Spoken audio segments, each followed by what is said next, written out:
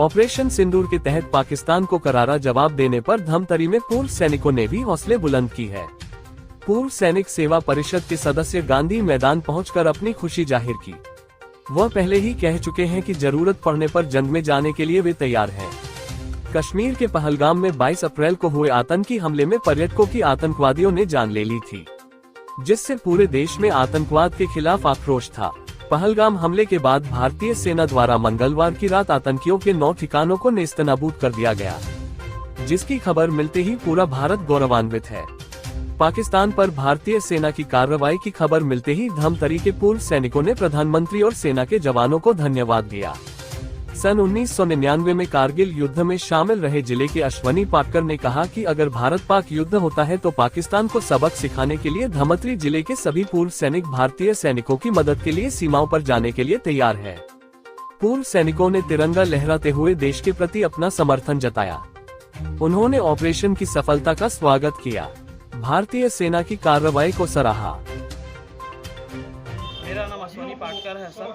भारतीय सेना में मैं 99 में शामिल हुआ था कारगिल के समय पे, और कारगिल में लड़ाई करने का मौका सौभाग्य प्राप्त हुआ अटल बिहारी वाजपेयी के समय पे। उनके बाद कई कंट्री में और इंडिया के साथ साथ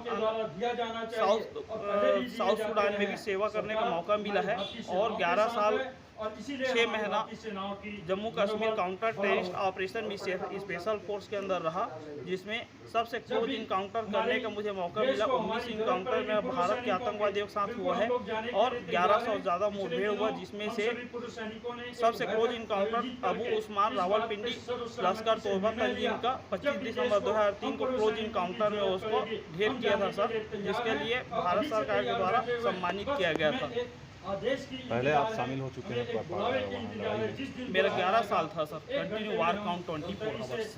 तो अभी जो हमले हुए हैं और पिछले जो हमला करते हैं आप लोग जो वार करते थे, उसमें क्या अंतर है सर? ऑपरेशन तो सभी है, ऑपरेशन तो सभी। अभी पहले क्या है, हम लोग इतना ज़्यादा झूठ नहीं मिलता था। ऑपरेशन जब अटल बिहारी वाजपेयी थे उस टाइम ऑपरेशन पराक्रम नाम दिया गया था, और कारगिल को भी ऑपरेशन पराक्रम का नाम दिया, उसको जो है ना विजय का नाम दिया गया था, बट वार का नाम नहीं दिया गया। संयुक्त राष्ट्र संघ में दिखाना पड़ता है कि वार जो कंट्री यदि पहले छेड़ता है वो दोषी करार होता है, इसलिए उसको ऑपरेशन अंजाम दिया गया था वर्ल्ड के सामने में। और अभी जो है भारत यशस्वी प्रधानमंत्री के नेतृत्व में बहुत सुदृढ़ हुआ है भारतीय सेना, जो कि प्राउड फील होता है, और आगे और भी सुदृढ़ हो रहा है, जिससे कि हम अपने दुश्मन को मुंह तोड़ जवाब दे रहे हैं, घर के अंदर घुस के मार रहे हैं। जो कि हमारे सौभाग्य की बात है कि ऐसे प्रधानमंत्री के नीचे हम इतिहास बन रहे हैं और गवाह बन रहे हैं, कार्य करने का मौका मिल रहा है। ऑपरेशन सिंदूर को आप किस प्रकार से देखते हैं? ऑपरेशन सिंदूर को सर, भारत माता के रक्षा के लिए जो भी हमारे माता बहनों ने अपने पुत्र को भारत माता की सेवा के लिए भेजा है, चाहे सिविल प्रशासन हो चाहे फोर्स के अंदर हो, और उनके जो साथ जो घटना घटा है वो काफी शर्मनाक था, जिसका बदला लिया गया और बिल्कुल सत्य और सही नाम दिया गया है ऑपरेशन सिंदूर।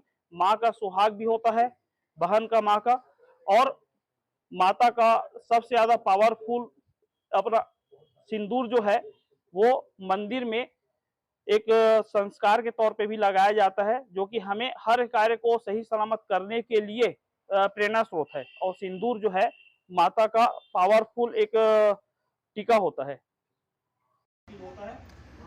पिछले दिनों पाकिस्तानी आतंकवादियों के द्वारा पहलगाम में भारत के नागरिकों का पर हमला किया गया था और 30 से अधिक भारतीयों को मार दिया गया था।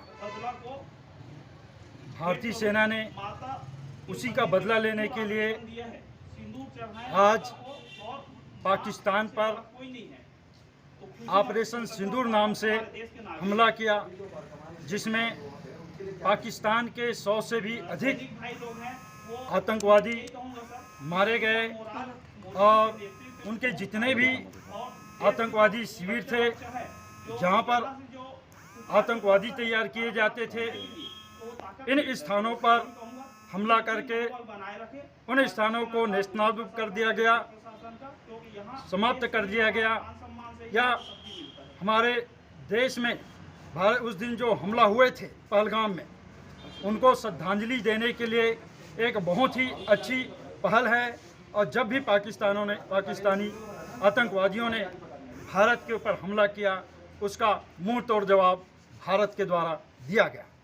गांधी मैदान में आज किस तरह से आप लोग खुशी मना रहे हैं?